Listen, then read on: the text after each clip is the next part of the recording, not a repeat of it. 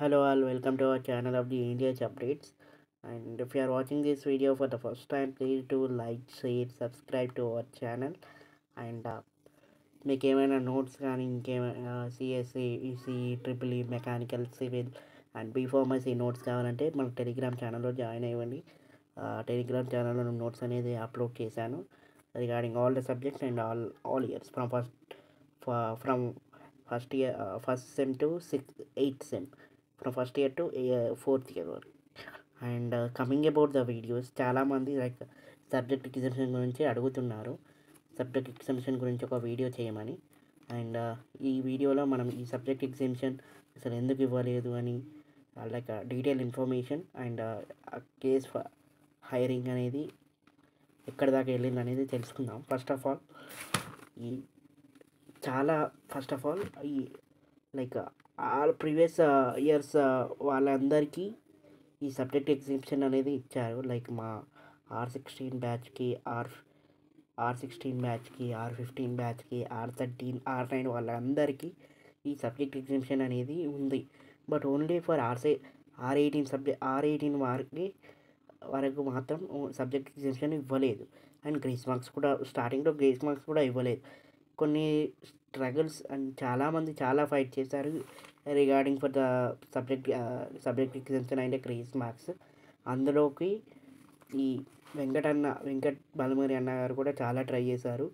And ఈ students union వాళ్ళు కూడా ఈ జేఎన్టీహెచ్కి లెటర్స్ ఇవ్వడం, అప్పుడు సబ్దయింతరెడ్డి గారికి లెటర్స్ ఇవ్వడం, గవర్నర్ గారికి లెటర్స్ ఇవ్వడం, ఇలా చాలామంది చాలా ట్రై చేశారు regarding for subject exemption and credit grace marks.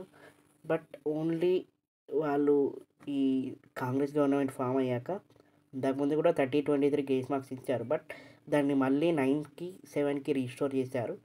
And దాని తర్వాత ఈ కాంగ్రెస్ గవర్నమెంట్ వచ్చాక ఈ 30-23 అనేది వాళ్ళు ఫిక్స్ చేశారు. అండ్ వాళ్ళు చాలానే ట్రై చేశారు regarding for the subject exemption. కాకపోతే సబ్జెక్ట్ ఎగ్జామ్షన్ మాత్రం ఇవ్వలేదు.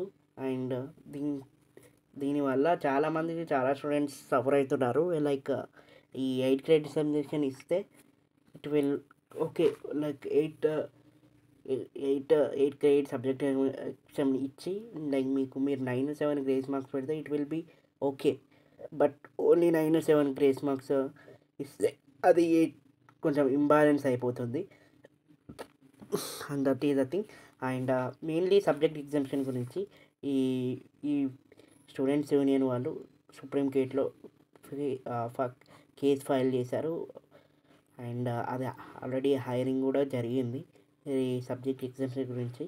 ఈ స్టూడెంట్ యూనియన్ తరపు నుంచి లాయర్ వారు వాళ్ళన్నీ సబ్మిట్ చేశారంట రిగార్డింగ్ ఫర్ పోయిన ఇయర్స్కి ఎన్ని క్రెడిట్స్ ఉన్నాయి అండ్ ఎన్ని సబ్జెక్ట్స్కి వాళ్ళకి ఎన్ని డాక్యుమెంట్స్ అన్నీ వాళ్ళకి సబ్మిట్ చేశారు. అండ్ ఈ జేఎన్టీహెచ్ వాళ్ళ కోర్టు ఈ జేఎన్టీహెచ్ తరపు నుంచి గవర్నమెంట్ ఈ తరపు నుంచి జేఎన్టీహెచ్ తరపు నుంచి కొందరు ఆఫీషియల్స్ వెళ్ళి వాళ్ళు కూడా తమ నిర్ణయాన్ని ప్రకటించారు రిగార్డింగ్ ఎందుకు ఇవ్వలేదు, ఇట్స్ ఏం మేజర్ ఇష్యూస్ ఉన్నాయి దాని గురించి అని. అండ్ కోర్ట్స్ అనేది ఈ ఫైనల్ డిసిషన్ April 8కి డిసైడ్ చేసి చెప్తామని చెప్పారంట. సో ఒకవేళ మీకు కనుక ఈ సబ్జెక్ట్ కోర్ట్ అనేది ఓకే అంటే మీకు సబ్జెక్ట్ ఎగ్జామ్షన్ అనేది వస్తుంది. అండ్ చాలామందికి హెల్ప్ఫుల్ అవుతుంది subject exemption. And and one thing, ఈ గ్రేస్ మార్క్స్ కూడా 30 and 23 ఇంకా తీసేయడానికి గ్రేస్ మార్క్స్ ఇంకా